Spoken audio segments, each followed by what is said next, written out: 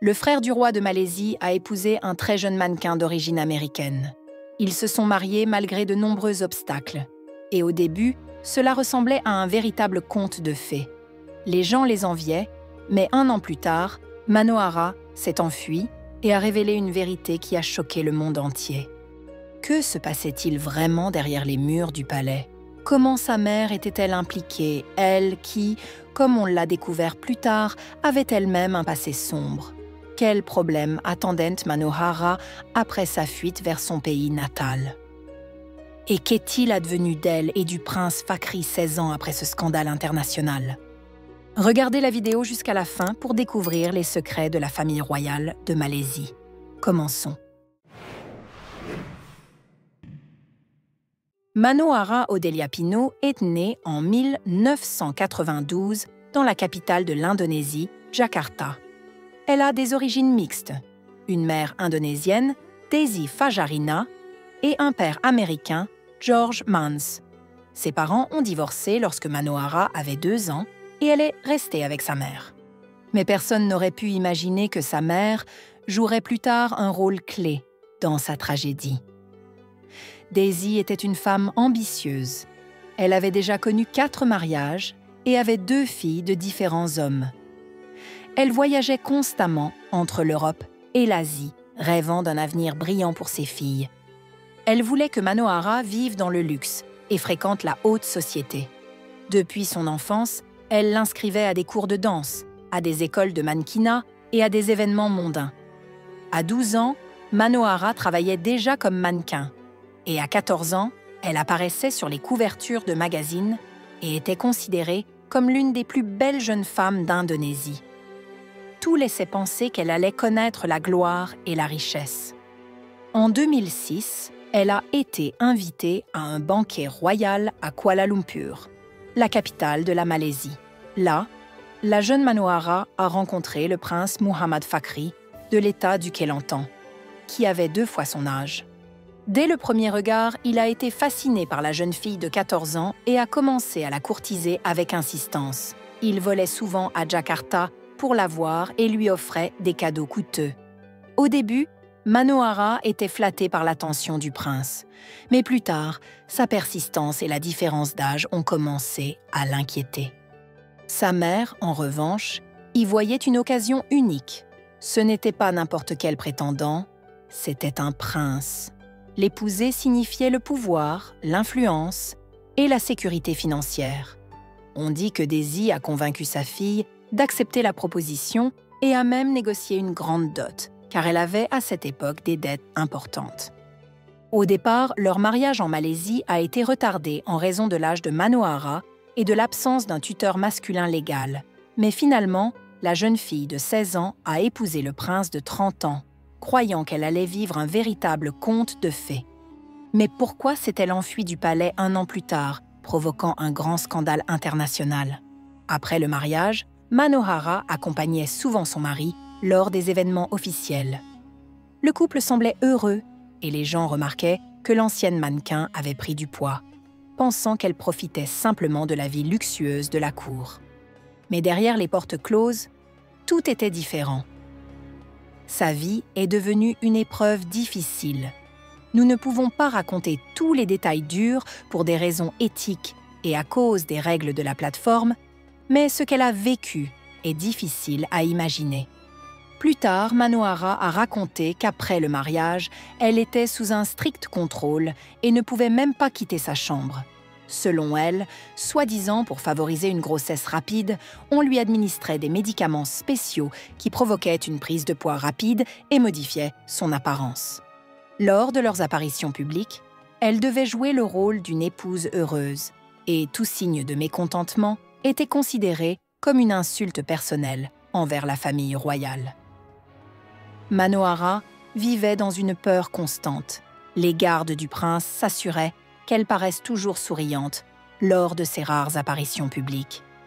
Elle a tenté de s'enfuir à plusieurs reprises, mais sans succès.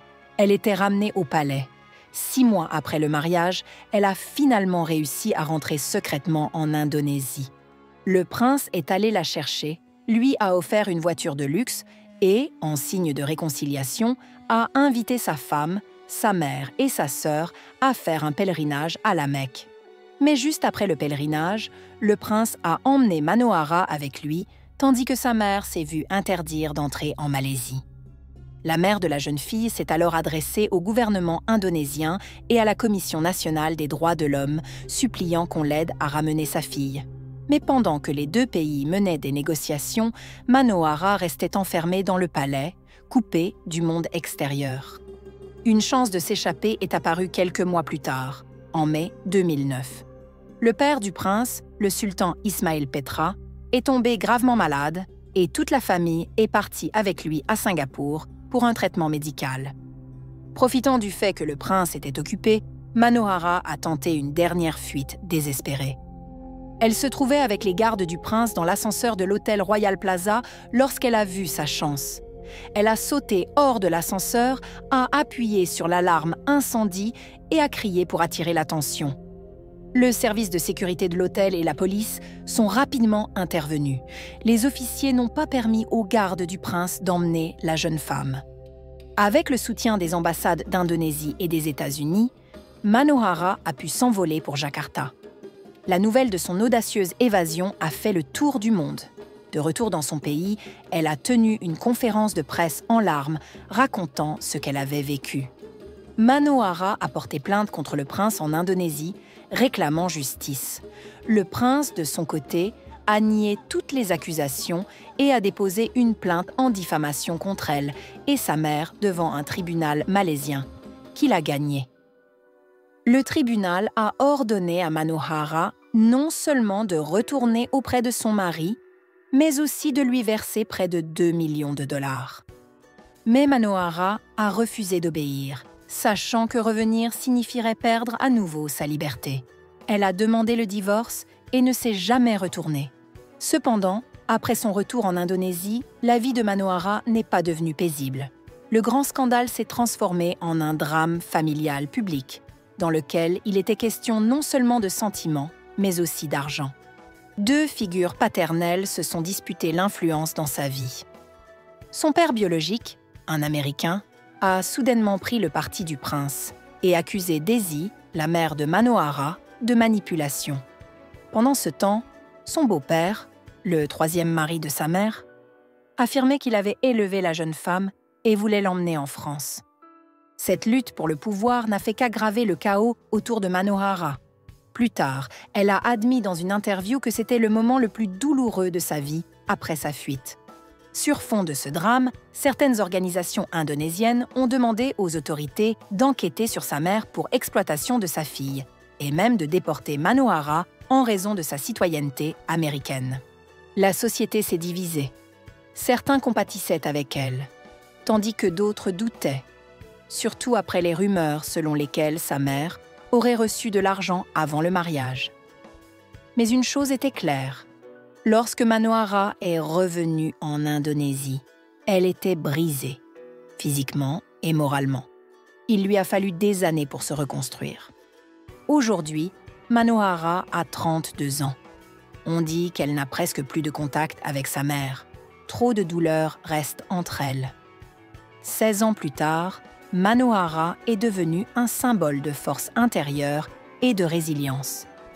Elle est revenue à sa carrière de mannequin et d'actrice, obtenant le surnom de « la princesse en fuite ». Mais surtout, elle a trouvé une nouvelle vocation. Manohara est devenue une défenseuse active des animaux et de l'environnement, sauvant des animaux blessés et menacés d'extinction. Elle s'engage également dans des actions humanitaires. Aujourd'hui, elle parle ouvertement de ce qu'elle a vécu pour soutenir d'autres femmes en difficulté, leur rappelant que survivre est possible. En 2020, elle a annoncé publiquement qu'elle s'était convertie au christianisme. Et en 2024, on a de nouveau parlé d'elle sur les réseaux sociaux. Sur sa page sont apparues des photos avec un nouvel homme, des images paisibles, chaleureuses, pleines de la sérénité intérieure qui lui manquait autrefois. Le destin du prince Fakhri a également été mouvementé. En 2010, il a perdu son titre après un scandale lié à un incident avec le garde du corps de son frère. On sait très peu de choses sur sa vie privée après le divorce.